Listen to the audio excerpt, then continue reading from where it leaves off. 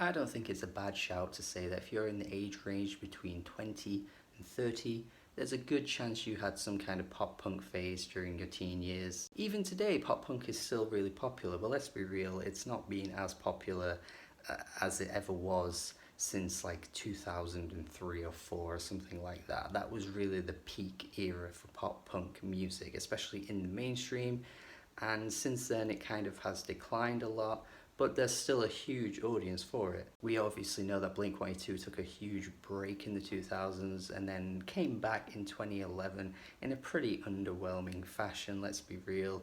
The music they've put out this decade hasn't been that good. They've also had a lineup change as well. Tom DeLonge left the band to be replaced by Matt, and let's be honest, Tom was a huge role in what made Blink-182 so successful, because he had such a weird, strange, and very recognizable and distinct vocal inflection that teenagers for years have been attempting to replicate every time they play Blink-182 at a party or something. I cannot stress to you the amount of times I've been around people that do the "Where are you? And I'm so sorry," because he was just such a unique voice in music, in pop punk music.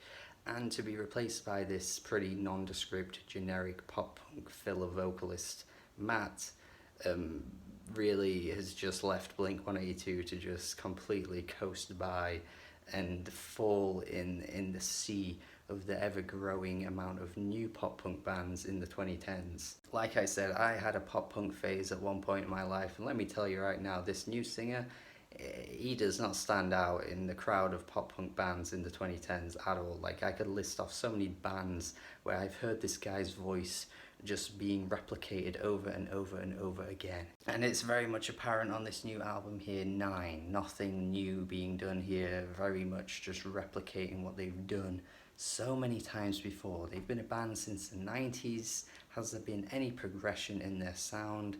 No. Which would be fine if they were still making great songs, or at least good songs, but they're not. There's nothing on this album that reads to me as good. Whether it be through the really painfully awkward lyrics that sound like they're written from the perspective of like a 15-year-old, and when you take into account these men are nearing 50, Mark Hoppus is like 47, it just reads to me as really dishonest. These types of lyrics are here to appeal to a very young audience, and that's kind of what I feel like they're going for. They're just attempting to throw in some relatable factors for their young fan base, which is fine, but they're just written in such a generic way. Lyrics like, "So I'm going to the dark side with you," or the "Heaven doesn't want me now" refrain that they've got going on the track Heaven. The really over-the-top vocal performances, especially from Matt.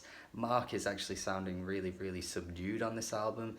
His voice is really becoming quite strained, I think maybe with age or something. But Matt's coming through with "Lying at the bathroom floor." Same with the track Hunger as well, where he just bursts through with just the most annoying voice you could possibly deliver. Sometimes stuff like this can be really passionate, and you know, it really sells in your voice the way you're performing the song, but you can overdo it. And that's really what Matt does on every track that he sings here. He's overdoing it. It's just way too much. Wouldn't be so bad if he sounded good, because then it would be, you know, sold well, but he never sounds good, so it's just awful to listen to. Blame It On My Youth actually has a pretty interesting lyrical topic about how, like, growing up with a rough and tough childhood has affected them in later life.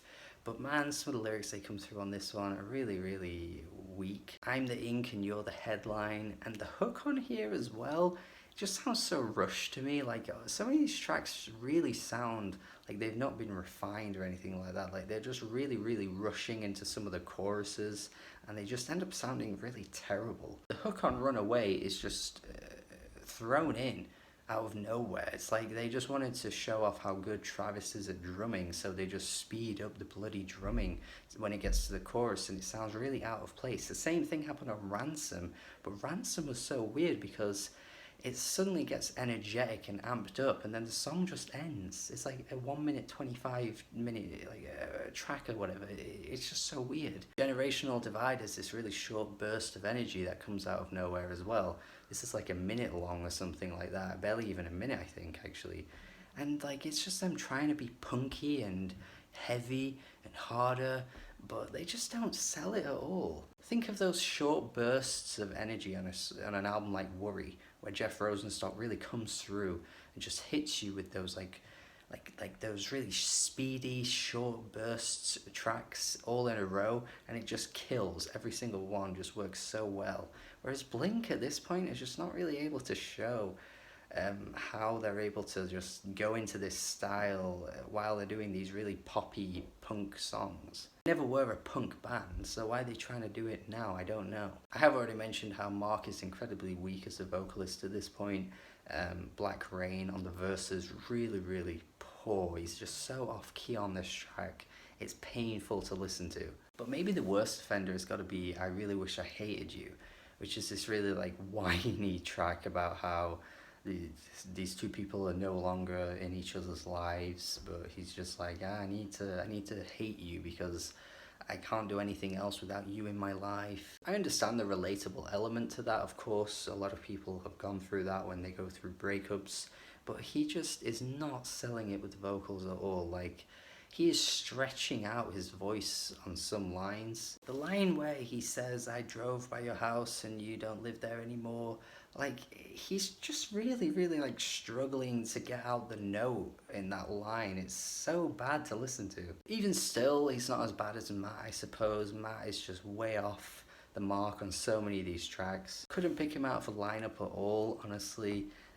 He just stands out in a bad way, which isn't very good for the songs. As for Travis though, he just sounds on autopilot at this point. He's always been such a talented drummer, and yet I've never really felt that he's used his potential being in Blink-182. And that's not to say that Blink-182 aren't good enough for him, because, you know, he has great performances on so many tracks. Some of these tracks, the drumming is pretty good, but it just sounds like